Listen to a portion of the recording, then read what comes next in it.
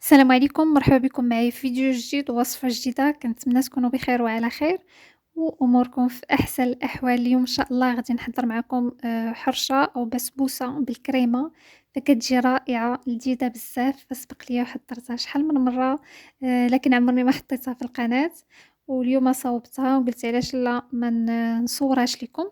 جربوها، متأكدة غادي تعجبكم، كتجي لذيذة بزاف. ما نطولش عليكم، ندوز دابا نشوفوا المقادير وطريقة التحضير. غادي نحتاجو جوج كيسان ديال السميدة ديال الحلوى، كأس إلا ربع ديال السكر، كأس حليب، كأس إلا ربع ديال الزيت النباتية، جوج بيضات، كيس فاني وجوج أكياس ديال خميرة الحلويات، جوج ملاعق كبيرة ديال الكوك. هنايا عبرت بالكاس ديال العنبة بالنسبة للناس اللي ما عندهمش الميزان، وعبرت أيضا بالغرام بالنسبة اللي كيبغي العبارات يكونوا مضبوطين. غادي ندير هنايا البيض. فبالنسبة لهاد الحرشة غادي نديروها على 3 ديال المراحل. المرحلة الأولى غادي نديرو الكمية الأولى ديال الحرشة، غادي ندخلوها طيب، من بعد غادي نديرو الكريمة، ومن بعد غادي نديرو الكمية الثانية ديال الحرشة. هنايا زدت ملعقة كبيرة ديال الخل، كأس إلا ربع ديال السكر، كيس فاني. فتقدروا تنقصوا السكر إلا بغيتو. غادي نخلط مزيان، ومن بعد غادي نزيد كأس إلا ربع ديال الزيت،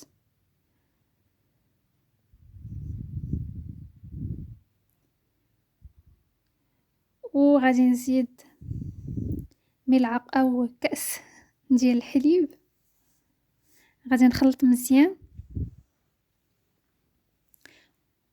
وغادي نضيف جوج ملاعق كبار ديال الكوك، وغادي نقسمو هاد الخليط على جوج.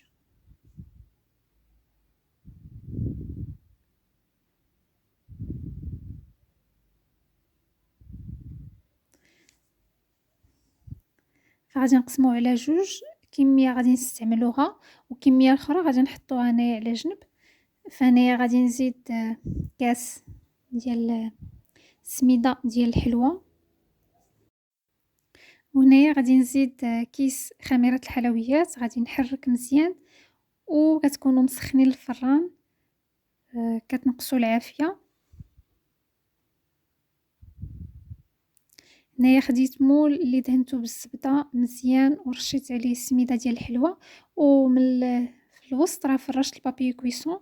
وغادي نكب هذا الخليط اللي عندي وغادي ندخلو للفران. فكيف ما كطيبوا الكيكه ديالكم غادي ندخلها حتى كتشد في راسها وكتبان لينا انها بدات كتحمر من الجناب.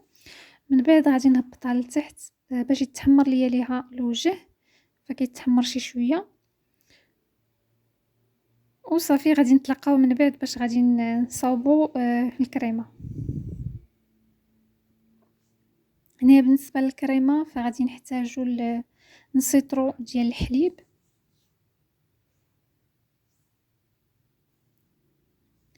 وعندي هنايا جوج علب ديال ياغورت اللي كيكون هكا على شكل جبن طري. عندي 3 ديال القطع ديال الفرماج، جوج ملاعق كبيره ديال السكر، وجوج ملاعق كبيره ديال كريم باتيسير او النشا. فهنايا غادي ندير لا كريم باتيسير. تقدروا تستعملوا النشا الا ما عندكمش هاد الكريمه هادي، لكن لا كريم باتيسير كتعطي واحد المذاق احسن من النشا. وغادي نخلط مزيان حتى كتذوب لينا في الحليب وما كتبقاش مكوره.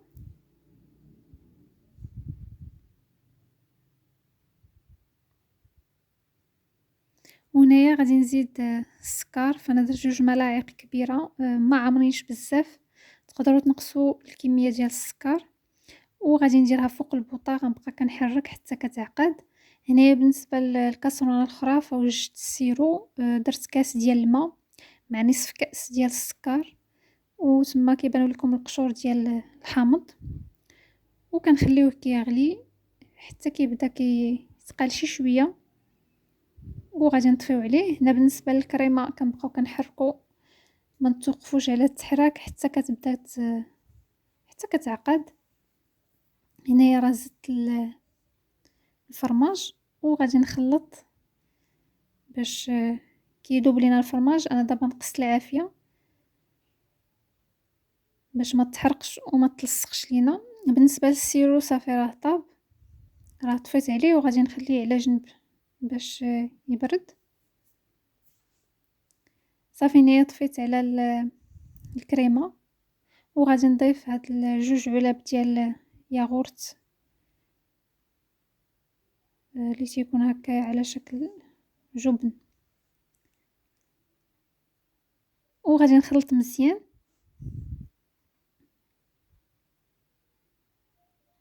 وصافي هنايا بالنسبة للحرشة فكيف ما شفتو راه طابت، حمرتها شي شوية من الوجه. وهنايا غادي نكب ديك الكريمة وهي مازال سخونة، غادي نكبها غنسرحها مزيان وغادي نعاود ندخلها للفران. كنقصو شي شوية العافية ما تكونش مجهدة، كنخليو الكريمة حتى كتبدا تشد فراسها. الغرض ديالنا غير باش تبقى تكون لنا واحد القشرة وتقساح وغادي نخرجوها من بعد. هنايا بالنسبة الكمية الثانية ديال الحرشة، هنايا زدت الكاس لاخر ديال سميدات الحلوى وكيس ديال خميرة الحلويات غادي نخلط. فهنايا ما كنخلطوش كلشي في الاول لان السميده دغيا كتشرب، ولا خلطناها وحطيناها فغادي تقساح. هنايا من بعد ما تماسكات لينا الكريمه فاش كنقيسوها ما كتلصقش لينا في اليدين. غادي نكبو الكميه الاخرى ديال الحرشه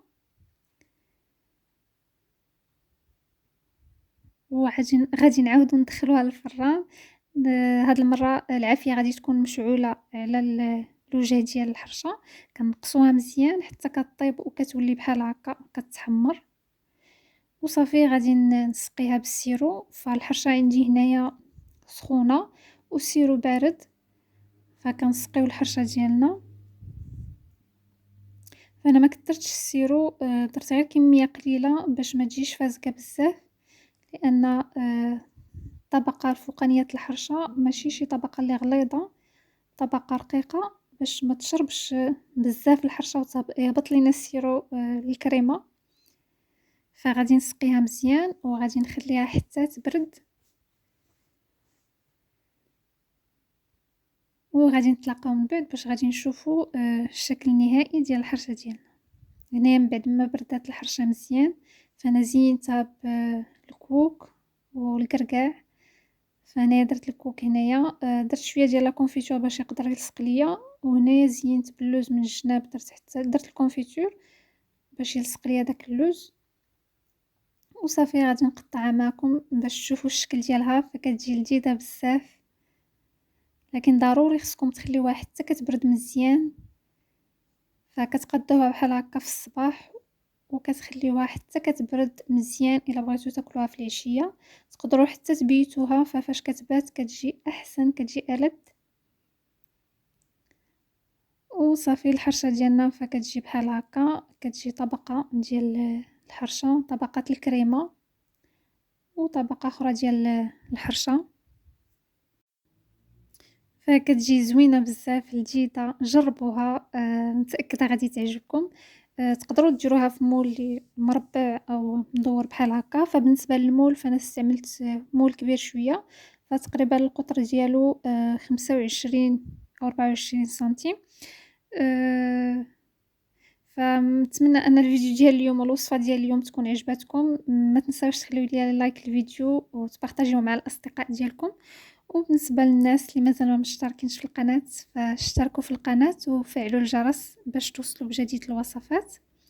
وخليو لي هكا التعليقات ديالكم والاراء ديالكم.